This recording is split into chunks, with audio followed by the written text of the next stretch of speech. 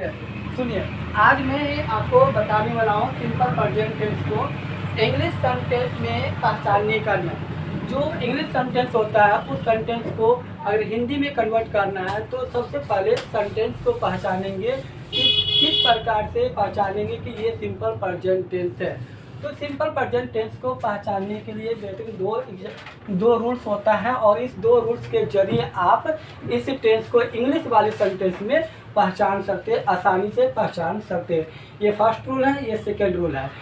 ये जो सेंटेंस है हिंदी में सेंटेंस दिए हैं और ये हिंदी सेंटेंस को इस सिंपल प्रेजेंट टेंस को पहचानने का नियम है और साथ में एग्जाम्पल भी है। तो इसमें जो फर्स्ट जो रूल्स है सिंपल प्रेजेंट टेंस को पहचानने का जो फर्स्ट रूल है इसमें कहता है यदि असर्टिव में पॉजिटिव सेंटेंस हो तो वर्ब का पहला रूप लगता है, यानी V1 जो है V1 का पहला प्रयोग, यानी जैसे कि गो है तो गो लगाएंगे, ये हो गया फर्स्ट फॉर्म। तो यदि सेंटेंस ये जो रूल्स लगा होगा ये जो गो है उस स्थिति में होगा जब सेंटेंस होगा उस सेंटेंस से कोई भी अदर हेल्पिंग वर्ब नहीं होना चाहिए, कोई भी हेल्पिंग वर्ब नहीं होना चाहिए और तब इस रूप में V1 के रूप में लगा है तो वो सेंटेंस सिंपल प्रेजेंट टेंस कहलाता है।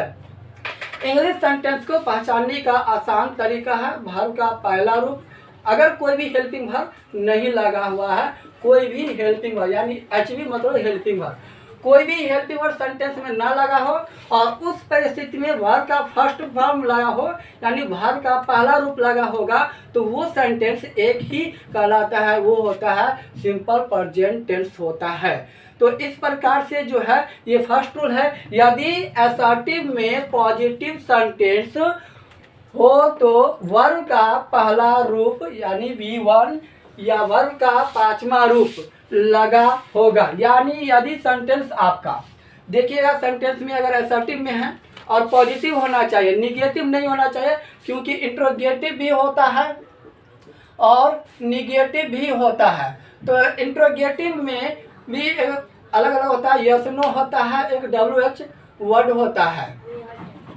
तो ये जो सेंटेंस है ये नहीं होना चाहिए और साथ में आपका निगेटिव भी नहीं होना चाहिए, यानी जो सेंटेंस आपका दोनों में से कोई भी ना हो उस परिस्थिति में जो है वर्ब का फर्स्ट फॉर्म या वर्ब का फिफ्थ फॉर्म ही लगा होगा जब सेंटेंस में कोई भी हेल्पिंग वर्ब ना लगा हो और इंट्रोगेटिव निगेटिव दोनों में से कोई ना हो। तो ये फर्स्ट रूल है सेंटेंस को पहचानने का नियम है सिंपल प्रेजेंट टेंस का। इसका एग्जांपल यहाँ पे दिया है ही प्लेज, यहाँ पे जो प्ले होता है प्ले ये भी वन है लेकिन यहाँ पर एस लगा है क्योंकि थर्ड पर्सन सिंगुलर नंबर में है इसीलिए यहाँ पर प्ले में एस लगा, यानी ये वर्ब का पांचवा रूप होता है। तो ये सेंटेंस जो है ये सेंटेंस सिंपल सेंटेंस है, यानी जो असर्टिव में पॉजिटिव बोले वही असर्टिव में पॉजिटिव सेंटेंस है, इसलिए इसमें V5 का यूज हुआ है और ये V5 सिर्फ एक ही टेंस होता है जो सिंपल प्रेजेंट टेंस में यूज होता है। इसके बाद नेक्स्ट जो एग्जाम्पल में है दे प्ले क्रिकेट, यहाँ पे जो प्ले है ये वर्ब है और ये वर्ब का पहला रूप लगा है, यहाँ पे पांचवा रूप लगा है और यहाँ पे पहला रूप है। आपको बता दिए हैं यदि सेंटेंस असर्टिव में पॉजिटिव होगा तो V1 या V5 यानी पांचवा रूप लगाते हैं, दोनों में से कोई एक ही लगाएंगे, कोई भी हेल्पिंग वर्ब ना हो तो ही।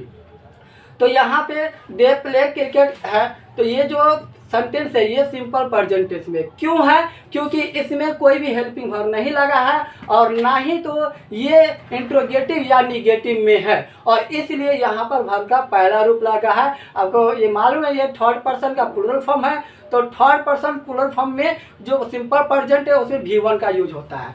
तो इस प्रकार से फर्स्ट रूल कंप्लीट होता है। सेकेंड रूल कहता है यहाँ पे यदि सेंटेंस इंट्रोगेटिव या निगेटिव, यानी जस्ट आपको यहाँ बताए हैं इंट्रोगेटिव दो प्रकार का होता है, यस नो सेंटेंस होता है जिसको क्वेश्चन वर्ड भी कहते हैं, हाँ या ना का उत्तर दिया जाता है, और दूसरा होता है WH जिसका जो आंसर होता है डिटेल में दिया जाता है, जैसे वाट से स्टार्ट होगा वाई से स्टार्ट होगा वो WH वर्ड होता है। अब बात करें इंट्रोगेटिव के अलावा दूसरा सेंटेंस तो निगेटिव सेंटेंस, निगेटिव का मतलब नॉट होना चाहिए।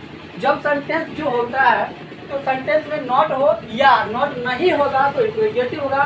तो उस परिस्थिति में उस प्रकार के जो सेंटेंस है उसमें हेल्पिंग वर्ब के रूप में जो है वो डू और डज लगा होता है, सिर्फ डू और डज लगा होता है। इसमें से कोई एक होना चाहिए, हेल्पिंग वर्ब के रूप में होना चाहिए और उसके बाद वर्ब का पहला रूप लगा होना चाहिए।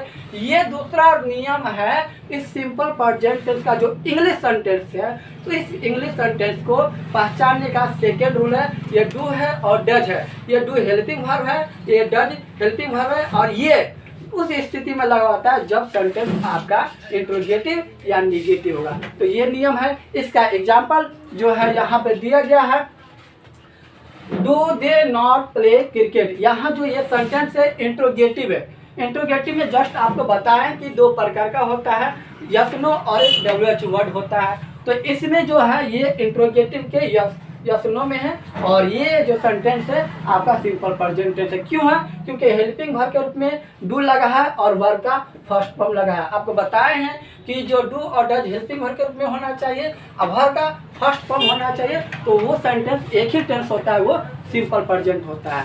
उसके बाद आपको ये भी बताया है कि यदि मान लीजिए इंट्रोगेटिव सेंटेंस नहीं होगा तो निगेटिव सेंटेंस होगा। यहाँ लिखा है निगेटिव होगा तो भी हेल्पिंग वर्ब का रूप ये जो है डू और डज लगा होगा। तो इसका जो सेंटेंस है यहाँ पे दिया गया है, ही डज नॉट प्ले। यहाँ पे जो सेंटेंस है ये निगेटिव में है। निगेटिव में यानी असर्टिव सेंटेंस जो होता है, इस सेंटेंस का जो है ये निगेटिव सेंटेंस है और यहाँ पे डज जो है लगा हुआ है हेल्पिंग वर्ब के रूप में। इस प्रकार से जो है ये सेंटेंस एक ही टेंस कहलाता है, सिंपल प्रेजेंट टेंस होता है। तो इस प्रकार से जो है इंग्लिश सेंटेंस को पहचानने का आसान तरीका है। और ये जो दिख रहा है ये आपको हिंदी सेंटेंस को पहचानने का नियम है। हिंदी सेंटेंस जो होता है, जो भी ट्रांसलेशन होगा उसको भी पहचानना बेहतरीन जरूरी होता है, जो कि आप पहचानेंगे तो ही सेंटेंस बन पाएगा। यहाँ पे जो दिख रहा है ता है, ती है, ते है, ती हूँ, ता हूँ, इस प्रकार से जो भी सेंटेंस होगा, जो हिंदी ट्रांसलेशन का जो सेंटेंस होगा वो अंत में लगा होगा, तो ही ये जो सेंटेंस है वो सिंपल प्रेजेंट टेंस कहलाता है। हिंदी में पहचानने का नियम है। जैसा कि एग्जाम्पल में दिया है वह खेलता है, यानी अंत में जो है लगा है ता है, ती है, इसमें से कोई एक ही होना चाहिए, तो ये सिंपल प्रेजेंट टेंस में है। दूसरी बात, वह खाना पकाती है, वह खाना पकाती है, अंत में ये लगा हुआ है, इसके अंत में भी सब में ये लगा है। तो यानी इसमें से जो भी चीज़ इस प्रकार का वर्ब इस प्रकार के रूप में होना चाहिए, ऐसा वर्ब होना चाहिए और अंत में जो लगा होगा वो हिंदी सेंटेंस को पहचानने का नियम होता है। ये बेहतरीन तरीका है। इस प्रकार से पहचान के आप हिंदी टू इंग्लिश और इंग्लिश टू हिंदी ट्रांसलेट कर सकते हैं।